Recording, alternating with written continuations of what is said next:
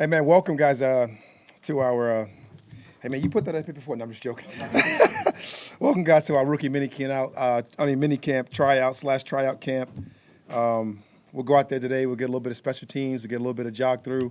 We'll have the chance to have a nice little 15-minute to 20-minute individual section so we can get a real good look at some of the guys and what they can do. We got some open spots, obviously, so it's pretty exciting for some of those guys. And that'll be the stuff that you guys will be able to watch today, led. And then we'll kind of kick you guys out. And we'll kind of have like a walkthrough type period or a group install. And then we'll get into a couple 7-on-7s, which I'm going to really slow down because I don't have a bunch of numbers. I got a bunch of people that we wanted to look at. So, I got a lot of scripted plays, and we'll see what we get through. And with that, I'll open up questions, guys. Yeah, Coach, as you all get started here for the rookie minicamp, what are you hope to get out of it, your goals and objectives through the whole period of the rookie minicamp? Well, my main objective is just to get them acclimated, the guys that we drafted and our undrafted free agent that we signed, to get them acclimated to what our team and kind of caught up a little bit or just get into a rhythm and a flow of what we've been doing as far as phase 2 and some of those type of things. And then the next thing is to get the tryouts, some real legitimate ops, to have some movement, some things put on tape that we can look at and evaluate from a coaching and scouting standpoint in order to add people to our football team. I believe we're at 86, including our extra, so that allows us to get 5 more spots, so to speak, in order to get ready to go to camp. And what's the plan for Michael Penix for the rookie minicamp? Say that again? What's the plan for your rookie quarterback Michael Penix? Really just like all the other rookies, to get out and get acclimated. Our guys been doing, as you know, led a medium lift swap. Well, you don't know, but they've been doing a medium lift swap. And from the medium lift swap, from offense and defense and going to getting the lift to a small amount of run to getting out in the grass to doing some individual work to a little bit of group install, nothing against each other than the voluntary minicamp, which you're at. But just getting them acclimated and caught up to those type of things. Hey, Greg Beatles made an appearance today in press conference. The president is here, guys. No problem. Hey, just to follow up on Penix, so much anticipation about him, excitement. The spotlight's going to be there. What do you tell him in terms of, how to handle everything from day one? Jared, I kind of told the rookies today that the best way of going about this is being your best self, being the best version of yourself. And I showed the Shaq video when his dad walked down the court and when he was trying to be Dr. J, and he said his dad, the general smacked him and said, man, be Shaq. And that's why he dunked. And I told these guys, just go out there and be yourself. Be the best version of yourself. Be the best version of who you are. That's why we got you. Obviously you fit our ethos. You won't be sitting in this building. You won't be sitting in this room and going out and really grabbing those guys and allowing them guys to be the best version of themselves. And it's really not just Penix. It's all of those guys. But in particular, obviously I know you want to know about Penix because he's our first-round pick. But just go be yourself. Just go be the best version of yourself and who you've been and what you've done to this point. And that's good enough for us. Just as a way of following up on that, when we were here for the draft, you talked about your starter, Kirk Cousins, being out there on the field. How did he come through that, and where is he in terms of his pace for when you get back for the veterans on the field? Now, Kirk is every day improving, so we are kind of right at the point where he's doing everything that we can do at this point at phase 2, right, which is nobody around him. There's no contact. He's all good with all those type of things, so he's been doing all those things. He's been throwing. He's been out there pretty much full go. And we got him in a limited basis, obviously because he's still in his rehab and his treatment and all those type of things. But he'll be doing a lot of the things when we get back because we still won't have a lot of people in the pocket. Most of the stuff is jogged through, as you guys know, in the offseason programs now. So he's full go on those type of things. We'll limit what he does as far as the amount, not necessarily what he's doing when it comes to what we're at and what we're able to do right now. It's not like training camp where I'm worried about people being around his feet because the pace is so slow and such slower that we feel really good about where he's at right now. Coach, the last few years you guys have had Veterans are in the house today, man. I am big time. You guys have had trouble with the pass rush the last few years. How close do you think you guys are to solving that with the rookies you got and with the guys you got in free agency? We're not even close. You talking about pass rush, you're talking about getting into the weeds of training camp, determining some of the things you can do to help your pass rush. Like last year in L.A., we talked about it. We were at the detriment of who was going to be the pass rusher next to Aaron Donald, and then you find these rookies and these young guys come out of nowhere, and you get Kobe Turner end up with 10 sacks or 9, whatever it was, and Byron Young may have 8 or 9, and these guys arise from their point of the draft parents. Hopefully we had that kind of success here, but you don't want to predict that this early in the game, particularly when you talk about upfront people in the offseason when we don't have on pads, we don't have some of those things. The only thing you could do right now is get them ready to throw the best training camp in order to give you a chance to have the pass rush you hope you can get from your draft people and your second-year players coming back in order to get those guys going. This thing started at 11:10. You walk in here late again, you're going to be fined so much money. Go sit down, man. Come on. Daylight savings. How you doing? Coach, I just want to follow up on that. You talked about how the guys up front, as far as evaluating and then tryout guys, obviously those guys are coming in as well. How do you evaluate those guys, being that they don't have pads on and being that they are trying to, get a good look? We have created some challenges for ourselves without the pads, right? We've created some challenges for ourselves in the offseason just in general, but everybody's working with the same deal. So it's about the movement, it's about the attention to detail, it's about the meeting room presence, it's about being able to take what you take from the meeting room to the classroom, from the walkthrough to what we do, and we do go a little bit faster, right? The attention to detail, some of those type of things, that's things you got to grade on in order to give guys ops to get to training camp, because that's when the biggest opportunities present themselves. You can sit down, man. You can go on through. We put that door like that so we can see who comes in late all the time. You actually can't sit down. You don't see him? You actually can't sit down. Wow. Oh, there's no way for you to go. Sorry, guys. You SRO this morning. My bad. How special is this minicamp where it's just rookies and the veterans are later? It's good to get them acclimated. I don't know if it's the term special is good. I don't want to mess up your story, but it's special. But it's really good to get the guys acclimated and kind of, because you can't catch them up to the guys because they've been working hard. They've been going at it. You really want to just give them a chance of what the rhythm and the routine is going to look like from a daily basis when you throw them in.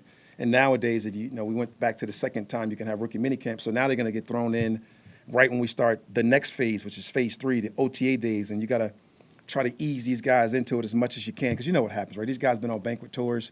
They've been talking to you guys.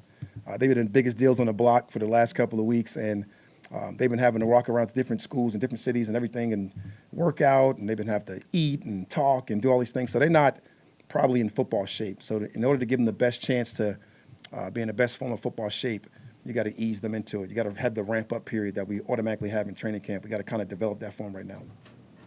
Raheem, is part of this kind of phase of the offseason having to do with these players, this is their first time really getting to focus on football exclusively. They don't have to worry about college classes or whatever. So do you see as part of your role to help them kind of develop some of those habits that they're going to have? 100%. 100%. Helping them develop their routine right now is part of our job as coaches, right? And then once the vets come in, it's their job to find a vet or a couple that they follow in order to find their own rhythm and routine. So that's going to be another one of my meetings coming up here about finding your routine, finding your rhythm. And the best thing you could do as a coach right now is kind of give them some of the best coaching points and the best strategical points you can hand them out in order for those guys to walk that path. And I think that's a really important part of anybody, wherever you go, right? That onboarding process that you have when you go to any job, I think that's really, really important. And we started the process now, and hopefully it's going well over there right now. They got a chance to get in our weight room. They've got a chance to be in their meeting rooms where they go, and hopefully they can take that thing to a next level. And some of them have it, like JD, for example. He has a pretty good routine, so he's probably one of those guys you got to slow down a little bit, right? So, and it's going to be fun to get all those guys right. How valuable is just rookie minicamp for you, just starting to get to know the talent that you have here, being able to look at them, see them on the field? The exciting part for me is the fact that I can go out and watch the tryout guys in order to get them ready to act and put them on our team. And to see those guys, I'm going to almost ignore our draft picks. I feel like I've been watching them for months, right? And try to go watch these guys that are really trying to get involved. I'm finding you too. I'm going to watch those guys that really get them involved and getting put in our team and being a part of our process and being part of us. It's been like that's probably what I'm most excited about and most excited to see. I want to go see Bradley and I want to go see some of these guys and get a chance to watch those guys trying to try out and make this football team. Coach, you mentioned JD just a second ago. Where did that Captain America nickname come from? I mean, I think it started with him in college. I'm guessing. I'm not sure, but he had that Captain America type approach when you went to his evaluation and his studying of the guy and who he was and the people that I knew he talked to. And I've got more calls about Captain America than anybody in the draft, just based off the people that I know, Victor Greens and some of the linebackers that he trained with, and his coach immediately when we drafted him called Jimmy Lake and raved about him and who he was and what he was about in football. And he had that type of approach. We immediately came down here and talked about special teams with him because of his mindset and he's an adult, so to speak. He is a ready-made veteran to come in here and help us win and earn those stripes that he's going to earn on special teams in order to put himself in position to play for us, right? We got, 3 linebackers, inside linebackers that played for us last year that played significant minutes that we got a lot of high values on, but that doesn't mean that he won't get a chance to play that. That just means he's kind of been through a little bit of that curve of understanding exactly what it takes in order to get to those spots. Isn't it kind of like with the tryout, as far as tryout guys go, is it kind of why you're kind of more so focused on them? Because to be quite honest, that's the way how those guys are going to be able to make teams is through special teams? The movement, right? So you got a chance to really focus on the movement. And for me, also, because it's a short amount of time, right? I'm going to have a tryout basically camp today, right? And then you narrow it down to the guys you want to keep, and you'll have basically the acclimation period tomorrow. So you guys are not missing nothing because I didn't let you in tomorrow, so you're not missing nothing, right? Unless you want to come sit in Jimmy Lake's meeting or Zach's meeting or something, but you ain't missing nothing. So have them in the meeting situation, and then we're going to get them a chance to get around, what we really value, right, with Fernando and Lovey, and get those guys, acclimated to our community, get those guys acclimated to what we want to do and their personal development, some of those things. So, just today we'll have some movement stuff, some movement evaluations, pretty quick, pretty fast. Try not to take them out there, right? Because that's what usually happens in these camps is you go too fast, too hard right at the back, and you get people hurt. Don't want to do that. That would be a loss for me today. And I want to get those guys out there and get a chance to evaluate some movement, get them back in, and make some decisions with my guys. Have there been any guys that you kind of have to pull back, like rookies who are just so amped? Oh, yeah. Feel they gotta. Oh, yeah. You got to pull someone back in meetings, So you imagine what a jog through is going to look like when you start to walk through the plays when they're running full speed, and you're like, whoa, slow down. We got some amazing stories. We were thinking about it. Every time this time of year comes up, you think about some of the old stories. And I remember we had our first jog through back in 2002, and John Gruden was the head coach of Tampa Bay, and I'm there with Mike Tomlin. And I can still hear Mike Tomlin go, "Hey, man, look at Cat in the Hat," as he's running across the field full speed in his walkthrough. And ever since then, everybody in the rookie minicamp that's run really fast been called Cat in the Hat. And it's like you think about all those stories, and it's really funny and it's really entertaining for us as coaches because you know what's going to happen, and you just wait to see who's going to be the guy. Who's the Cat in the Hat? I don't know, but I got a good idea. I seen like a little meeting type of walk and talk, and I'm like, oh, he's moving a little fast. Hey, Raheem, your experience over the years with a lot of different teams, a lot of different quarterbacks, like how did that inform you over the last few months as you guys prioritized that position? I think Jeremy, the most important part about all of it is the importance of the position. And we all know what we can't do if we don't have one. And I think that's been the part that's formed me the best, right? 21, LA Rams, Matt Stafford, championship, right? Drop the mic. Let's get out of Dodge. 22, Matthew Stafford goes down. Whew, tough life. Matthew Stafford comes back, playoffs. Greg Beadle hires me to be the head coach of the Atlanta-Falcons, right? That's the importance of the position. Let's just be flat out honest. And it's like it's high value, high importance, and we can all. You can win without it, but it's tough. It is hard, man. It's hard living. Yeah, Coach, you're talking about your tryout players. We just got the list. Is that like a slight at me or something? Are you No, we just got it. Did you guys feel that? Did you guys feel that? No, we were talking about the tryout players you're saying about. If we got the list, we would have. Oh, if we got the list, okay. We Go would have ahead. looked them up, and I'm looking now. I noticed a couple names, Anai and David. Yeah. Anai, but Yep, just Bradley. want to get a little bit more background on some of the other guys here that'll be getting the tryout. I don't want to give you background on them because I don't want to give anybody else information before I get a chance to go see them and make some decisions and sign them, right? So I'll talk to you about it after when we come off and we have 5 new guys in addition.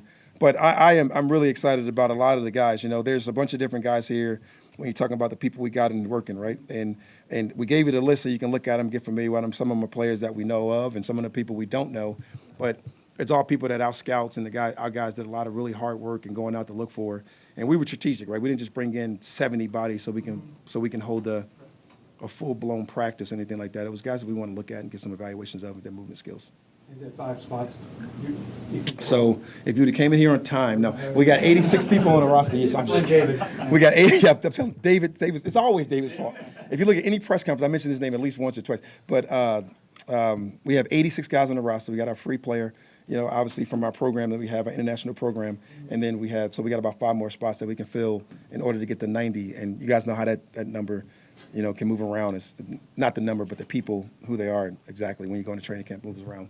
And that'll be all based off of my conversation with Terry, Kyle Smith, my coaches, all our guys together.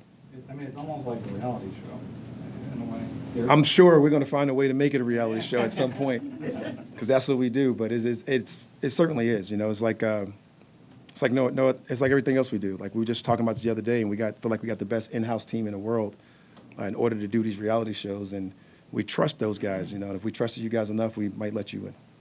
Just kidding. There were 3 undrafted free agents from the cornerback position. Did you intentionally target that spot as soon as the draft ended? Everything we do has some good intentions about it. And as you guys, we talked about it earlier about the pass rusher. We talked about the need in the secondary and some of those type of things that we wanted to do.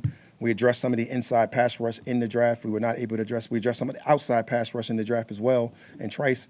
And then we did not address anything in the secondary. We had a lot of faith in some of the guys we had coming back, like the Phillips, the Mike Hughes, and some of those younger players. But anytime you can add that kind of depth around it because you have positions open, that was definitely intentional based off of what we did not draft.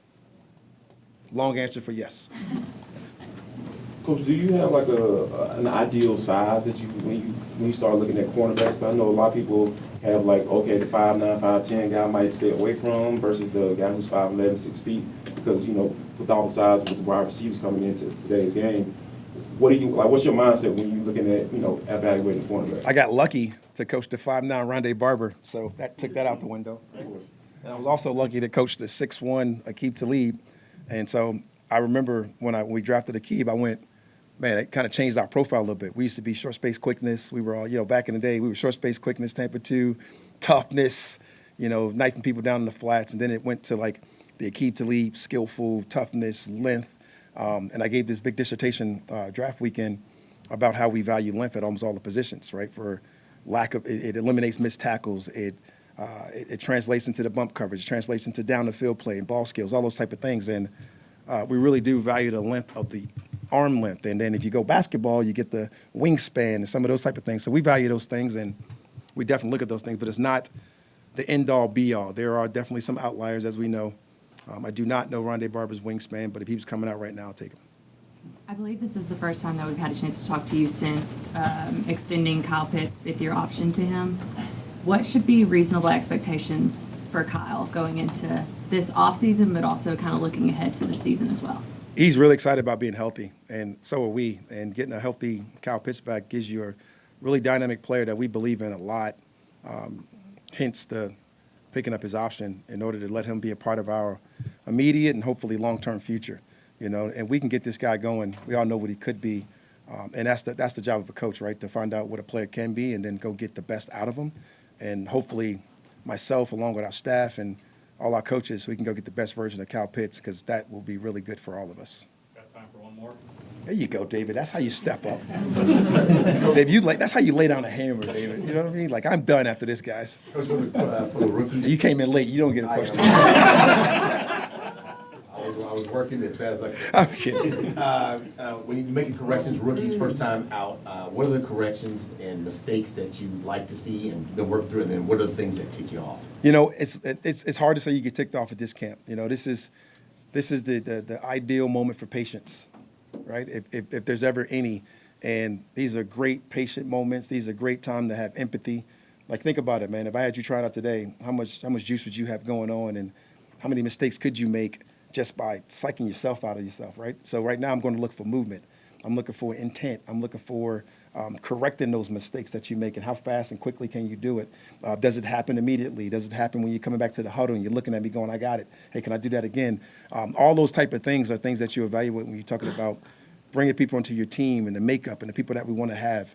And that's the fun part, right? That's the fun part for coaches, right? Because, there's, I don't even like to use the word, and I don't want to say it. I'm trying to think of a different way of saying it. But, there's no such thing as players that can't learn what you do, right? They got to be likable, learnable systems in order to get the best out of the players and find out what they can do, and that's what we pride ourselves in doing. Drop the mic, and I'm leaving.